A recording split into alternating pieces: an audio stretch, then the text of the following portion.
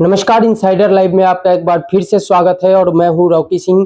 और अभी हम फिलहाल छपरा विधानसभा की मुद्दों पर चर्चा को लेकर आ चुके हैं छपरा के संभावित आरजेडी प्रत्याशी सीए अमित गुप्ता के यहाँ, और इनसे बात करेंगे छपरा की तमाम समस्या और विकास पर, और इनका क्या कुछ मुद्दा है छपरा विधानसभा चुनाव को लेकर, उस पर। स्वागत है। बहुत बहुत धन्यवाद रॉकी जी।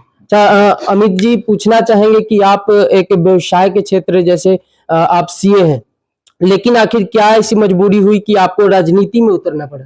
देखिए, सीए मेरा व्यवसाय है। सीए से हम पढ़ लिख के बहुत आगे बढ़े, बहुत सारी चीजें की हैं हम लोगों ने। मगर हमने जब यहाँ अपने छपरा में अपना काम करते हैं, जब हम अपने छपरा के बारे में देखते हैं, छपरा की दुर्दशा देखते हैं, तो हमें लगा कि कहीं ना कहीं इसमें अच्छे लोगों की जरूरत है। जो छपरा का अभी तक का पॉलिटिक्स रहा है, एक सभ्य आदमी के नाम पे एक अलग अलग बातें बना बना करके जैसे जैसे जो लोग आए, आज तक छपरा का विकास नहीं कर पाए। छपरा के बारे में कभी सोच नहीं पाए। जब भी सोचे अपने बारे में सोचे, अपनी चीजों के बारे में सोचे, खुल के क्या बोले। सब पब्लिक सारी चीजें जानती है, कौन क्या है, कैसे काम किया। आज हमारे छपरा को कुछ नहीं है। अगर 1 घंटे बारिश हो जाए छपरा में, तो जो सड़कें हैं छपरा की, वो नालियों में तब्दील हो जाती हैं। ये भी आपने तो देखा ही होगा। सर देखिए, जो यहाँ की शहर की जो सीवरेज सिस्टम की जो व्यवस्था है, यहाँ कोई सीवरेज सिस्टम है ही नहीं। अंग्रेजों के जमाना का हमारा खनवा नाला हुआ करता था, जो सारा शहर का पानी, बरसात का पानी बाहर निकाल देता था, और जब बाढ़ की स्थिति आती थी तो सारा बाढ़ का पानी निकाल करके चौवन में फेंक देता था। आज तक खनवा नाला पे लूट ही बचा है। जब भी कोई उसका हाथ लगाता है तो लूटने के लिए लगाता है, और केवल लूट का वो अड्डा बन गया। और जब तक वो बढ़िया सीवरेज सिस्टम हम लोग डेवलप नहीं करेंगे शहर में, मानिए जहां जहां नगर निगम है, जिस शहर में नगर निगम है, वहां पे सीवरेज का व्यवस्था मैंडेटरी की होना चाहिए। अभी शहर में हमारा बीच रोड में, थाना चौक के आसपास, डक बंगला रोड पे सीवरेज सिस्टम का कुछ विकास किया गया। जब विकास हो रहा था, पता चला कि रोड सड़कें धस धस जा रही थी, कहीं से उसका कहीं कोई कनेक्टिविटी नहीं है।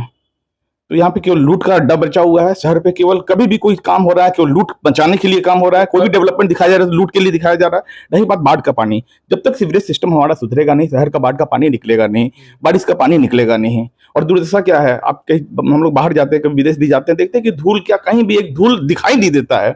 और छपरा हमारा सबसे प्रदूषित है, धूल धक्कर में सबसे ज्यादा प्रदूषित शहर है पूरे इंडिया में। दुर्भाग्यपूर्ण है हमारे लिए। छपरा में जो है दावे तो बहुत ज्यादा किए जाते हैं, विकास हो, स्वास्थ्य हो या स्वच्छता हो, इसको लेकर दावे बहुत ज्यादा किए जाते हैं। देखिए, जो भी जनप्रतिनिधि हैं दावे तो करेंगे ही ना, और काम क्या कर रहे हैं, काम क्या हो रहा है, किसी से कुछ आज के डेट में छुपा नहीं है। मैं कैमरे के सामने क्या बोलूं, कितना बोलूं, बार बार तो बोलते रहता हूं, मगर तभी भी उनके कान पे जू तक नहीं रेंगती। केवल लूट बचा हुआ है यहाँ पे। कैसे, कितना, कौन सा सिस्टम ला के लूट लें, दिखाया जाता है इतने लाख का, इतने करोड़ों का बजट है, और काम के नाम पे आज भी हम लोग वहीं पे जहां 10 साल पहले थे। दुर्दशा हो रखी है पूरे शहर की, और मुझे नहीं लगता कि इन लोगों के हाथ से सुधार होने वाला भी है। अच्छा, आप भी राजनीति में कदम बढ़ा दिए हैं। अगर आपको पार्टी टिकट देती है, आप चुनाव में उतरते हैं, अगर चुनाव जीत जाते हैं, तो आपने क्या इरादे बनाए हैं? देखिए बॉस, मैं एक पढ़ा लिखा, सुलझा हुआ, क्रिएटिव आदमी हूं, और मुझे काम करने आता है। हमने अपने प्रोफेशन में काम किया, तो काम करके हमने स्टेब्लिश किया कि हम अपने प्रोफेशन में ये कर सकते हैं, चीजों को बदल सकते हैं, इस धारा पे लोगों को लेके चल सकते हैं, काफी बदलाव लेके अपने फील्ड में। वही सोच हमारी हर पब्लिक लाइफ में भी है, पर्सनल लाइफ में भी है। चीजों को साथ हम उसी नजरिए से देखते हैं। विकास होना जरूरी है, और यहाँ पे जब ढंग के लोग आएंगे, निस्वार्थ लोग आएंगे, तो विकास तो होना ही होना है। अगर हम स्वार्थ वहां पे जहां लेके आ जाएंगे तो विकास कहाँ होगा? हमारा पेट भरेगा, बाकी को पेट भरेगा, यही सब चीजें होंगी, लूट बचेगा, ये सब। तो ये सब चीजों से अलग हट के हमको विकास के बारे में, बनेंगे तो क्या करेंगे छोड़ दीजिए, अच्छा सोच रखते हैं, जब करेंगे अच्छा करेंगे। अच्छा, छपरा की स्वास्थ्य व्यवस्था की भी बात कर ले, तो स्वास्थ्य व्यवस्था की क्या स्थिति है छपरा की? देखिए, स्वास्थ्य व्यवस्था एक तरीके से, पूरी तरीके से मरी हुई है यहाँ पे। एक हम एग्जांपल देते हैं, यहाँ पे जितने डॉक्टर्स हैं, प्राइवेट प्रैक्टिस करने वाले, प्लस हॉस्पिटल में जितने नौकरी कर रहे हैं, हॉस्पिटल में नौकरी करते हैं, अपने प्राइवेट प्रैक्टिस चमका रहे होते हैं। हॉस्पिटल में कोई केस लेके चले जाइए, सीधा रेफर करेंगे पीएमसीएच, आईजीएमएस, बाकी जहां करना वो कर देंगे। और उनके बोर्ड पे क्या लिखा होगा कि वो पीएमसीएच से पढ़ के आए हैं। वो पीएमसीएच की डिग्री लगाने में बहुत बड़ा अपना नाम समझते हैं, अपनी बहुत बड़ी डिग्री दिखाते हैं कि हम लोग पीएमसीएच पे काम किए हैं, वहां से पढ़े हुए हैं, वहां पे हम प्रैक्टिस किए हुए हैं। और वही डॉक्टर यहाँ छपरा सदर में आके पीएमसीएच को रेफर कर देता है। तो आपका नाम किस लिए है? चीजों को समझिए हम क्या कह रहे हैं। डॉक्टर वही है, पीएमसीएच पे बढ़िया काम कर रहा था, और जब छपरा में केसेस आ रही है तो उसको पीएमसीएच पे रेफर कर दे रहा है। तो ये चीजें हैं, बदलनी होगी, और इसको बदलने के लिए राजनीतिक मजबूत आपको होना जरूरी है। बाकी आप कुछ नहीं बदल सकते। दलालों का अड्डा बनकर रह गया हमारा सदर हॉस्पिटल। एक चीज आप देखे होंगे पिछले 17 महीने की सरकार में यशु जी ने एक योजना लेके आए थे, स्वास्थ्य मिशन करके कोई योजना लेके आए थे कि सारे अस्पतालों का 60 दिन के अंदर सफाई करके उनका फिर से इस तरीके का सफाई युद्ध स्तर पे होना चाहिए, रंगाई पोताई सफाई, क्योंकि ये स्वास्थ्य की चीजें हैं, वो सब चीज होना जरूरी है। 60 दिनों में बहुत कुछ बदलाव, तो वो मतलब कि बहुत बड़ा चेंजेस हम लोग को दिखा था। हम एक बार हॉस्पिटल जाना हुआ था किसी मरीज के साथ हमें कभी देखने, तो वहां पे पता चला, बात में ही पता चला कि वहां के जो होता है कर्मचारी वही बता रहे थे कि भैया देखिए यहाँ पे जो सफाई हुआ है ना अभी, हमें नहीं लगता कि जब से हॉस्पिटल ये बना है तब से कभी इतना युद्ध स्तर पे कभी सफाई हुआ हो।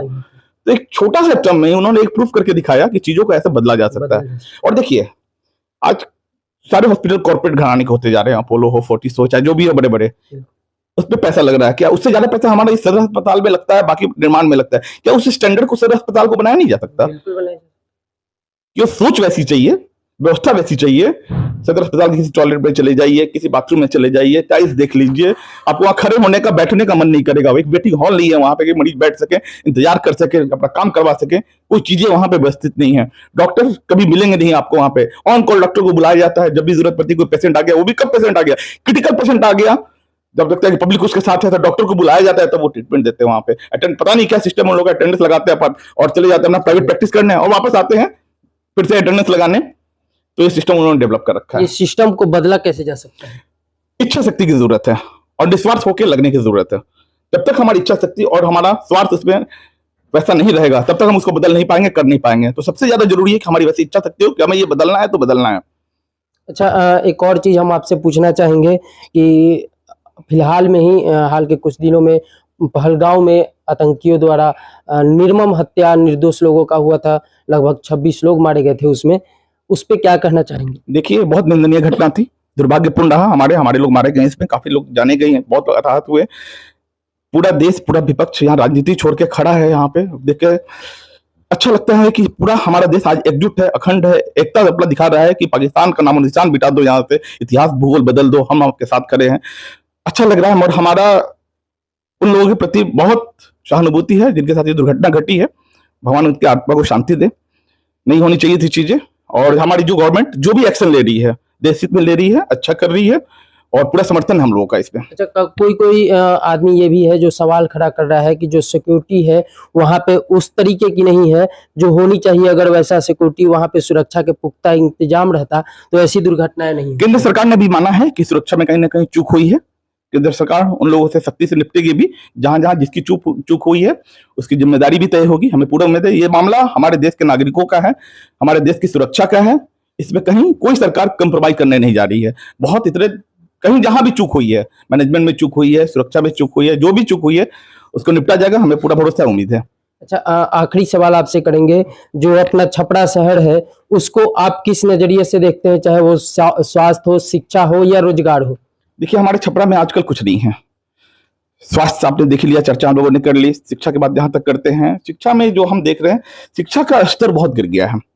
शिक्षा का स्तर बहुत गिर गया। इसके पीछे कुछ हमारा भी कारण है, कुछ सरकार की तरफ से भी है। हमारा कारण क्या है कि आज टेक्नोलॉजी के युग में मोबाइल, टीवी जो बच्चों को जितना पढ़ाई हैम्पर कर रहा है, इस पर विचार करने की जरूरत है। हम सारे गार्जियन को विचार करने की जरूरत है। अभी हमारा जो स्टैंडर्ड है, केवल हमारा स्टैंडर्ड नहीं गिरा, पूरे शहर के जो भी हमारे कंपटीशन में बच्चे हैं, उस बच्चे के कंपटीशन में जो भी बच्चे, उनका भी स्तर वही हो चुका है। तो कंपटीशन का जो स्तर था, स्टैंडर्ड था, वो नीचे आ चुका है। तो अब नीचे वाले स्टैंडर्ड पे कंपटीशन हो रहा है, वो चीजें निकल के नहीं आ रही है। बहुत हमें दुख होता है इन चीजों को देखते हुए, और दुख होता है कि जैसे जैसे हमारे एक से एक साइंटिस्ट हुए, एक से एक डॉक्टर्स हुए हमारे शहर से, हमारे यहाँ से, हमारे राज्य से, हमारे देश से, अब वो स्टैंडर्ड नहीं रहा, नहीं दिखता भविष्य। इसमें सुधार की जरूरत है। रहा बात सरकार की, सरकार को तो यहाँ ध्यान देना चाहिए। सरकार क्या करती है यहाँ पे, अपना इसमें भी पॉलिटिक्स लेके आ गई। खुली छूट दे देती है मैट्रिक एग्जाम में, इंटर के एग्जाम में, कि हमारा वोट ना खराब हो जाए।